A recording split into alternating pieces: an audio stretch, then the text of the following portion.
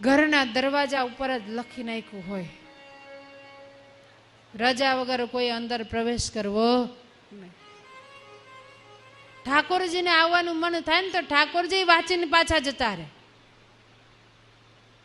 અને ભગવાન પછી એમ કે રજા સિવાય અંદર ન આવું, વાંચીને વયો જાવું છું.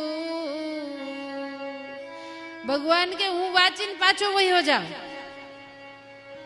અને પેલા તો છે ને દરવાજા ઉપર લખાતું હતું ભલે પધાર્યા, અને આજે દરવાજા ઉપર લખાય છે કૂતરાથી સાવધાન. આજે ઘરમાં માણસને પાડવા નથી ગમતા, મા બાપને પાડવા નથી ગમતા, પણ કૂતરાઓ પડાય છે. હમણાં થોડા દિવસ પહેલા એક ઘરમાં એક બેન કૂતરું લાવ્યા. એટલે અમે કીધું કે આટલા સારા સત્સંગી છે અને કૂતરું લવાય ઘરમાં? પણ એ કે એને બહુ એકલું એકલું લાગતું હતું ને એટલે કૂતરું રાખ્યું.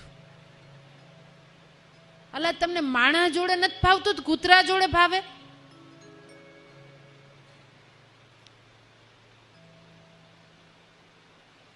મા બાપને ન પાડે, સાસુ સસરાને ન પાડે, અને કૂતરાઓ પાડે છે. અને એટલે આજે દરવાજા ઉપર લખવું પડે છે કૂતરાથી સાવધાન.